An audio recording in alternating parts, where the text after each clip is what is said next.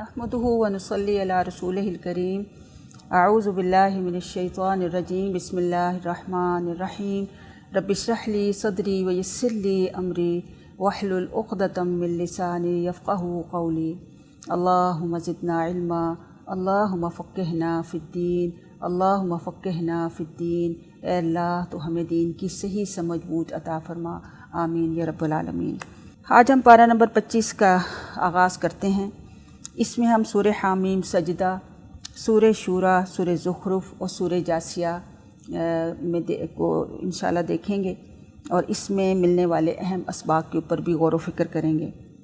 सबसे पहले सूरह हामीम सजदा को देखते हैं। ये मक्की सूरत है, इसकी 54 आयात हैं। इस सूरत के नुज़ूल का ज़माने पर ज़रा गौर व फ़िक्र करें कि उसका नुज़ूल उस वक्त हुआ जब कुरैश मक्का शिद्दत मुखालिफत के साथ रसूलुल्लाह सल्लल्लाहु अलैहि वसल्लम की दावत के बारे में बदस्तूर शक में मुब्तला थे। उन्हें अरबी कुरान पर भी एतराज़ था। फिर कुरैश के लीडर आवाम को कुरान सुनने से रोक भी रहे थे। इसलिए इसका मरकज़ी मज़मून भी यही है कि कुरान की दावत तौहीद आखिरत को तस्लीम करके सब्र व इस्तक़ामत का मुज़ाहरा हासिल करने से ही दुनियावी और उख़रवी कामयाबी हासिल होती है। इसमें कुफ़ार का एक बहुत ही अहम हरबा जो है हमें बताया गया है और उससे बचना हम सब के लिए बहुत ज़रूरी है। वो कहते थे कि कुरान को सुनने ना दिया जाए और कहते थे कि इस पर शोर व गुल या म्यूज़िक या किसी भी ऐसी चीज़ को किया जाए कि ताकि इसके असर को कम किया जाए। यानी जब कुरान की तिलावत होती थी, अब उस वक्त को जहन में लाएं कि नबी सल्लल्लाहु अलैहि वसल्लम जब भी लोगों को दीन की दावत देते, कुरान का कोई हुक्म सुनाने लगते, कुरान की तिलावत करते, तो कई दफ़ा ऐसे मौक़े आते कि वो नबी सल्लल्लाहु अलैहि वसल्लम के पीछे लौंडों को लगा देते और वो लड़के कहते जाते कि ये शायर है, ये मजनून है, इसकी बात को ना सुनो, नाउज़ु बिल्लाह। तो ये सारी कैफियत और ये सारे हरबे उस दौर में आजमाए जाते थे। इसलिए कोई भी ऐसी तदबीर जिससे कुरान को पढ़ना और उसको सुनना और उसकी तालीम से रोका जाए तो वो कुफ्र का दर्जा है, वो कुफ्रिया रवैया है। हमें इस रवैये से बचना है, कुरान की इस तालीम को जारी और सारी करना है। आप देखें कि नबी सल्लल्लाहु अलैहि वसल्लम की हदीस है कि तलबुल इल्म फ़रीदतुन अला कुल्ली मुस्लिम, कि हर मुसलमान पर इल्म हासिल करना फ़र्ज़ है। तो ये इल्म कौन सा इल्म है? अल इल्म, जो कुरान और हदीस का इल्म है। इस इल्म से रोकने की या इससे दूर रखने की कोई भी कोशिश जो है हमें उसी तरफ लेके जा रही है, क्योंकि यहाँ अल्लाह रब्बुल आलमीन ने कुफ़ार का ये हरबा जो है बताया है। इसलिए अल्लाह ताला से दुआ भी करनी चाहिए और कोशिश भी करनी चाहिए कि कुरान की तालीम को आम किया जाए। जहाँ भी कुरान को सुनाया जा रहा हो, पढ़ा जा रहा हो, उसको खूब गौर से सुना जाए, क्योंकि अल्लाह रब्बुल आलमीन कुरान में ख़ुद भी फरमाते हैं कि जब भी कुरान की तिलावत की जाए तो खामोश रहो, शायद कि तुम पर रहम किया जाए। क्योंकि कुरान को सुनेंगे तो दिल की दुनिया बदलेगी, इसको समझेंगे तो अमल की तरफ आमादा होंगे, इसको सीखेंगे तो फिर ही हमारी ज़िंदगी जो है अल्लाह ताला के बताए हुए तरीक़ों के मुताबिक गुजर सकती है। अल्लाह इस कुरान को हमारे दिलों की बहार बना दे। फिर दूसरी अहम बात जो इसमें पता चलती है कि हम देखते हैं कि अल्लाह ताला फरमाते हैं कि आम इंसानों पर भी फ़रिश्ते नाजिल होते हैं। तो ये कौन से इंसान होते हैं?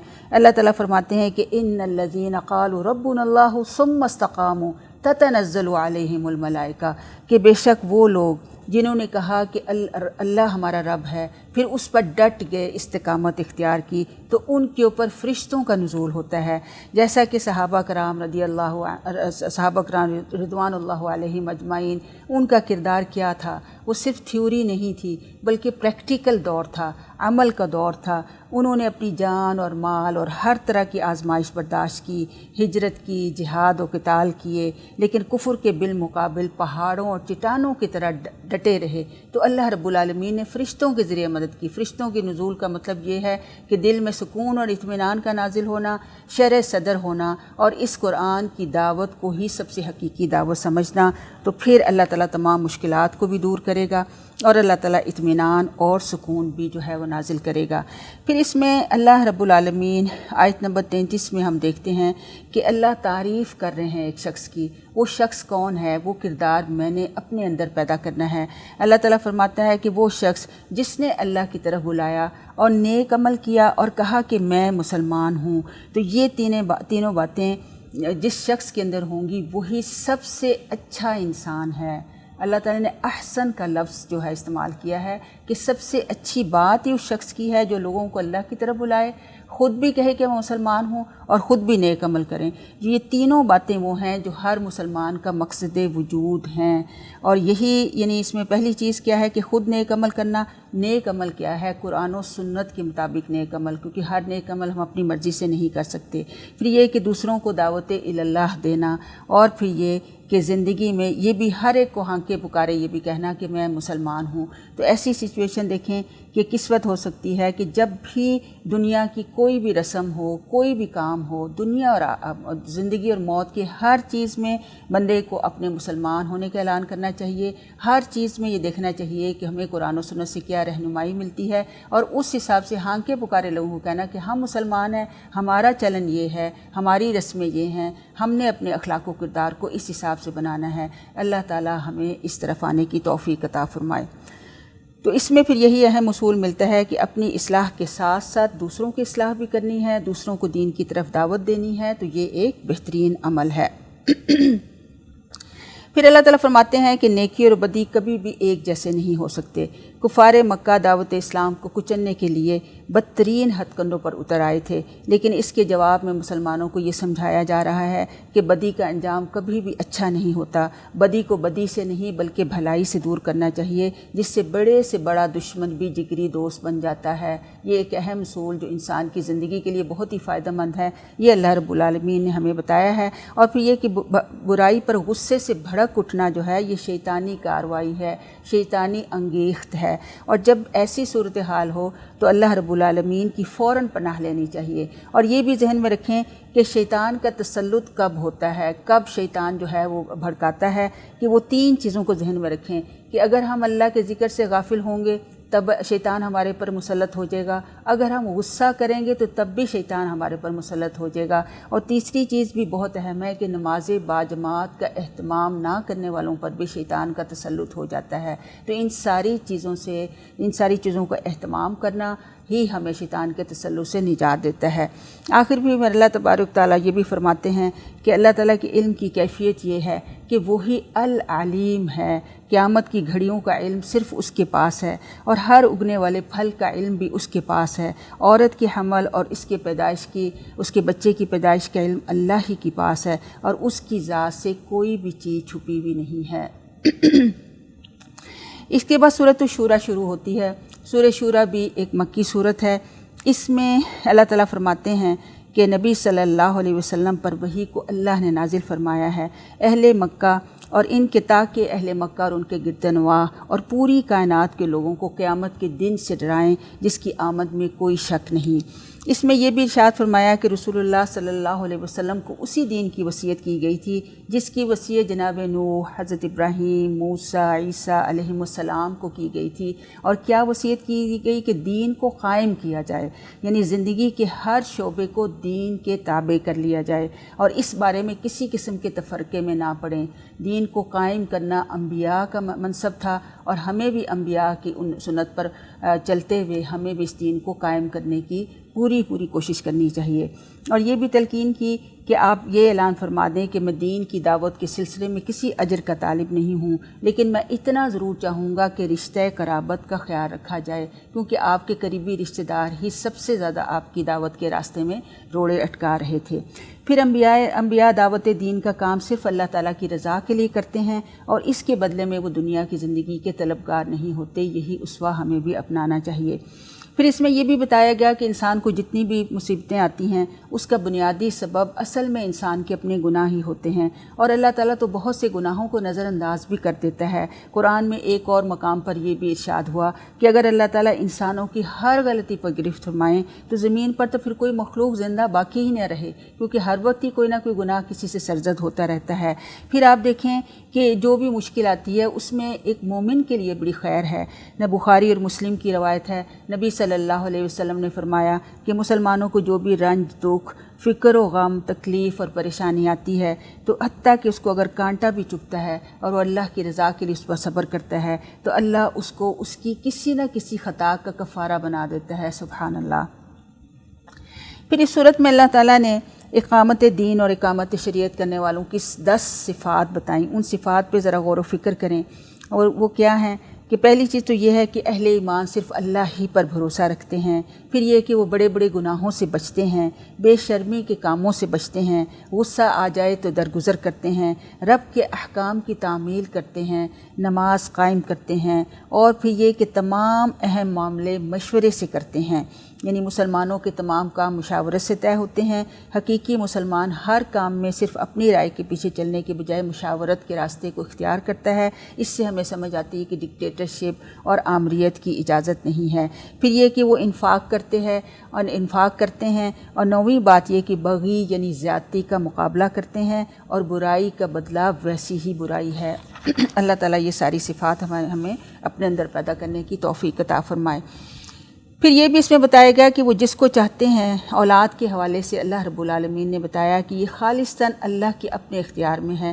وہ جس کو چاہتے ہیں بیٹے دیتے ہیں، جس کو چاہتے ہیں بیٹیاں دیتے ہیں، اور جس کو چاہتے ہیں بیٹے اور بیٹیاں ملا جلا کر دیتے ہیں، اور پھر جس کو چاہتے ہیں وہ بے اولاد بھی رکھتے ہیں. اولاد کی تقسیم صرف اللہ کے ہاتھ میں ہے. اس میں اپنا عقیدہ درست کر لینا چاہیے. اس میں بھی ہمارے معاشرے میں بہت ہی افراط و تفریط پائی جاتی ہے. کوئی کہتا ہے مجھے صرف بیٹے ہی چاہیے، کوئی بیٹیوں کو برا بھلا کہہ رہا ہوتا ہے. تو یہ سب اللہ کے ہاتھ میں ہے. اس میں انسان کا اپنا کوئی اختیار موجود نہیں ہے. پھر اللہ تعالیٰ نے اس امر کا بھی ذکر کیا کہ مالک کائنات جب بھی اپنے کسی بندے یعنی کسی نبی سے کلام کرتے ہیں تو پردے کی اور سے کلام کرتے ہیں. یعنی وحی کے مختلف طریقے بتائے جا رہے ہیں. یا اس پر وحی نازل فرماتے ہیں یا اپنے کسی فرشتے کو پیغام دے کر اپنے نبی کے پاس بھیجتے ہیں، لیکن خود پردے کے پیچھے اس لیے رہتے ہیں کہ یہ اللہ رب العالمین کی بلندی اور حکمت کا تقاضا ہے. اسی طرح اللہ تعالیٰ نے نبی صلی اللہ علیہ وسلم کے قلب اطہر پر بھی اپنا قرآن اتارا، جس نے ایمان اور کتاب کی حقیقت کو نبی صلی اللہ علیہ وسلم پر سب سے پہلے واضح کیا، اور اس کے ذریعے رسول اللہ صلی اللہ علیہ وسلم صراط مستقیم کی طرف رہنمائی فرماتے رہے. گویا اس وقت کے کفار کو، مشرکین مکہ کو اور قیامت تک کے آنے والے نہ ماننے والوں کو یہ خبردار کیا جا رہا ہے کہ اللہ کے نبی ہی حق ہیں، ان کا پیغام ہی حق ہے، اور اسی کو قبول کرنے پہ ہی ہماری رہنمائی ہو سکتی ہے. صراط مستقیم صرف وہی ہے جو نبی صلی اللہ علیہ وسلم نے بتائی. پھر اس کے بعد سورہ زخرف شروع ہوتی ہے. سورہ زخرف بھی مکی صورت ہے. اس میں شروع میں اللہ تعالیٰ ارشاد فرماتے ہیں کہ اس قرآن کو عربی میں اتارنے کی وجہ یہ تھی کہ اہل عرب اس بات کو جانتے تھے، اس زبان کو زیادہ اچھے طریقے سے جانتے تھے. وہی پھر اس کو پڑھ کے وہ شعور حاصل کر سکتے تھے، کیونکہ ان کے ذریعے پھر دعوت اسلام جو ہے پوری دنیا میں پھیلنی تھی. اور یہ بھی کہ اپنے نزول سے قبل قرآن مجید لوح محفوظ میں موجود تھا، اس میں کوئی جس کو صرف اور صرف فرشتے ہی ٹچ کر سکتے تھے.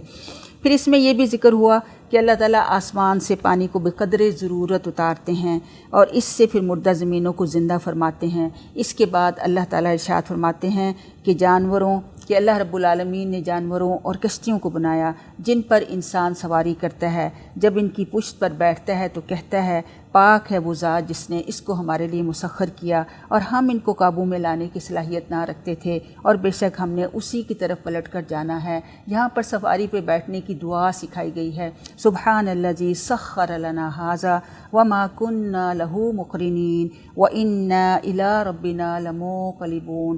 تو یہ بہت ہی اہم دعا ہے.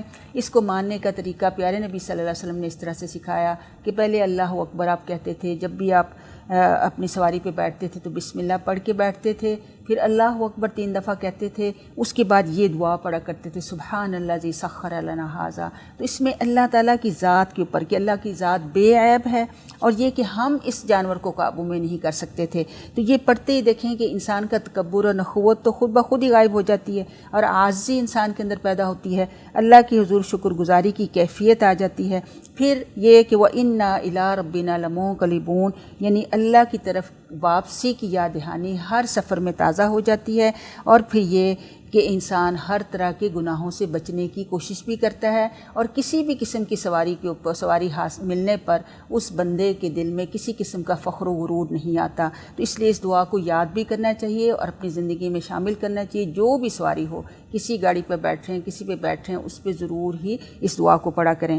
پھر اللہ تعالیٰ نے مشرکین کی شدید مذمت کی ہے کہ جو کہ اللہ تعالیٰ کو کہ مخلوق کو اس کا حصے دار بناتے ہیں، اور فرشتوں کو اللہ تعالیٰ کی بیٹیاں کہتے تھے۔ پھر اللہ تعالیٰ نے ان کی اس بری خواہش کو یہ بھی بتایا کہ اللہ کے لیے تو تم بیٹیاں بناتے ہو، لیکن خود اگر تمہیں بیٹی کی خوشخبری دی جائے تو تمہارے چہرے صدمے سے سیاہ ہو جاتے ہیں۔ اس میں عورت ذات کی توہین نہیں ہے، اللہ نے تو عورت کو بہت ہی بلند مقام عطا فرمایا ہے۔ یہ ان مشرکین کی اور ان کفریہ رویے کی طرف دیا جا رہا ہے کہ وہ جس چیز کو اپنے لیے برا سمجھتے ہیں اس کو اللہ رب العالمین کی ذات میں شریک ٹھہراتے ہیں۔ پھر تقلید آبا کا ذکر ہے۔ اللہ تعالیٰ فرماتے ہیں کہ جب بھی ہم نے کسی بستی میں کسی نبی کو بھیجا، اس بستی کے عمرا نے کہا کہ ہم نے اپنے آبا کو ایک خاص طریقے پر پایا ہے اور ہم انہی کی پیروی کرنے والے ہیں۔ اس کے جواب میں انبیاء نے کہا کہ ہم تم کو اس بات سے آگاہ نہ کریں جو تمہارے آبا کے طریقے سے زیادہ بہتر ہے۔ تو جواب میں بستی کے سردار کہنے لگے کہ جو کچھ بھی تم لے کر آتے ہو ہم اس کا انکار کرتے ہیں تاکہ ہماری چودراہٹ باقی رہ سکے، اور ہم اپنی سرداری کے زوم میں وہ ایسی باتیں کرتے ہیں۔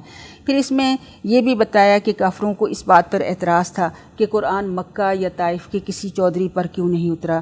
اللہ تعالیٰ نے فرمایا کہ کیا تم میری رحمتوں کو تقسیم کرنا چاہتے ہو؟ یہ سب تو اللہ ہی کے اختیار میں ہے، میں جب چاہتا ہوں جہاں چاہتا ہوں اپنی رحمت اتار دیتا ہوں۔ اس صورت میں اللہ تعالیٰ نے یہ بھی بتایا کہ جو لوگ اللہ تعالیٰ کے ذکر سے اعراض کرتے ہیں، اللہ تعالیٰ شیطان کو ان کا ساتھی بنا دیتے ہیں، وہ راہ ہدایت سے بھٹک جاتے ہیں اور سمجھتے ہیں کہ وہ سیدھے راستے پر ہیں، گویا وہ اندھیروں میں ہی زندگی بسر کرتے رہتے ہیں۔ پھر حضرت موسیٰ علیہ السلام کا قصہ سناتے ہوئے فرمایا کہ جناب موسیٰ کو فرعون کے پاس واضح نشانیاں دے کر بھیجا، لیکن فرعون اور اس کے ساتھی ایمان لانے کے بجائے جناب موسیٰ علیہ السلام کا مذاق اڑاتے رہے۔ اللہ تعالیٰ پے در پہ نشانیاں دکھلاتے رہے، ان پر عذاب کو بھی مسلط کیا تاکہ وہ پلٹ آئیں، اور جب بھی کبھی ان پر عذاب آتا تو ایمان لانے کا وعدہ کرتے، اور جب عذاب ٹل جاتا تو دوبارہ بغاوت پر آمادہ ہو جاتے۔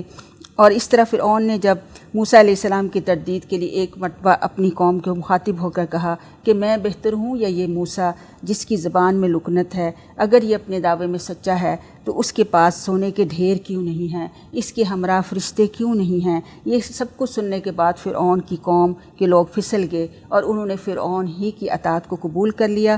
اصل میں یہ لوگ سخت گناہ گار تھے، ان کا حشر بھی فرعون کے ساتھ ہی ہوا، اور قرآن ہمیں یہ بتاتا ہے کہ فرعون اور آل فرعون یعنی اس کے فالوورز جو ہیں صبح و شام آگ کے سامنے پیش کیے جاتے ہیں۔ اللہ تعالی ہمیں صحیح لوگوں کو اختیار کرنے کی توفیق عطا فرمائے۔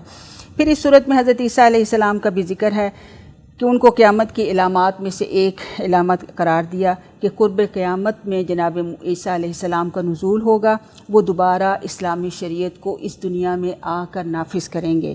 پھر اس صورت کا مرکزی مضمون یہی ہے کہ آسمان کے الہ کو زمین کا بادشاہ بھی تسلیم کرو۔ توحید خالقیت اور توحید ربوبیت ہی کافی نہیں ہے، یعنی اللہ کو خالق ماننا، اس کا رب ماننا، یہ تو سب ہی مانتے تھے۔ اصل میں یہ ہے کہ توحید الوہیت کہ الہ صرف وہی ہے، عبادت صرف اسی کی کرنی ہے، اور توحید حاکمیت یعنی حکم بھی اسی کا چلے گا، وہی حاکم ہے اور اس کو تسلیم کر لینا چاہیے۔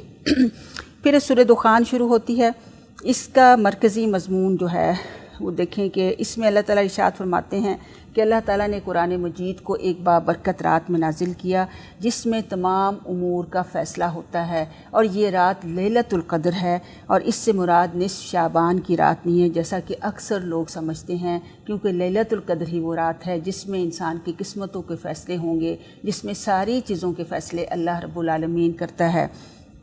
اس میں فرعون اور اس کے ساتھیوں کے عقیدے کا ذکر پھر سے ایک دفعہ آتا ہے، اور وہ یہ کہتے ہیں کہ یہاں دنیا میں آنے والی موت کے بعد کوئی موت نہیں ہو سکتی اور نہ ہی ہم کو اٹھایا جائے گا، اور انہوں نے کہا کہ ہمارے آباء کو ہمارے سامنے لائیں تو ہمیں یقین ہو سکے کہ اس زندگی کے بعد بھی کوئی زندگی موجود ہے۔ اللہ تعالیٰ ارشاد فرماتے ہیں کہ ہم نے زمین اور آسمان اور اس کے مابین جو کچھ بھی پیدا کیا ہے وہ حق کے ساتھ بنایا ہے، یعنی ایسا نہیں ہے کہ یہ چیزیں ایسے ہی آئیں اور ایسے ہی فنا ہو جائیں گی، بلکہ جو بھی یہاں آیا ہے اس نے ایک دن اللہ کے سامنے پیش ہونا ہے، اور اللہ تعالیٰ پھر اس سے پوری طرح سے اس کی جزا و سزا کا فیصلہ بھی کرے گا، اور اللہ تعالیٰ یقیناً قیامت کے دن سارے لوگوں کو جمع فرمائے گا۔ اس کے مرکزی مضمون پر بھی تھوڑا سا غور و فکر کریں۔ اللہ تعالیٰ ہمیں یہ دعوت دیتے ہیں کہ فرعونیت، دنیا پرستی، علو فی الارض یعنی زمین میں بڑا بننا یا اونچا ہونا، انکار دعوت قرآن اور انکار آخرت کی سزا جو ہے وہ ہلاکت دنیا اور آخرت میں دوزخ کا عذاب ہے۔ اللہ تعالی ہمیں اس عذاب سے بچائے اور اس طرح کی فرعونیت سے بھی بچائے۔ پھر سورۃ الجاثیہ شروع ہوتی ہے۔ اس سورت میں اللہ تعالیٰ نے اپنی بہت سی نشانیوں کا ذکر کیا۔ اللہ تعالیٰ نے فرمایا کہ زمین و آسمان میں ایمان والوں کے لیے نشانیاں ہیں، اور انسانوں اور جانوروں کی تخلیق میں نشانیاں ہیں ان لوگوں کے لیے جو یقین رکھتے ہیں۔ صبح و شام کی گردش میں، آسمان سے اترنے والے پانی جن سے مردہ زمینیں زندہ ہو جاتی ہیں، اور ہواؤں کی چلنے میں نشانیاں ہیں ان لوگوں کے لیے جو عقل رکھتے ہیں، اولو الالباب ہیں۔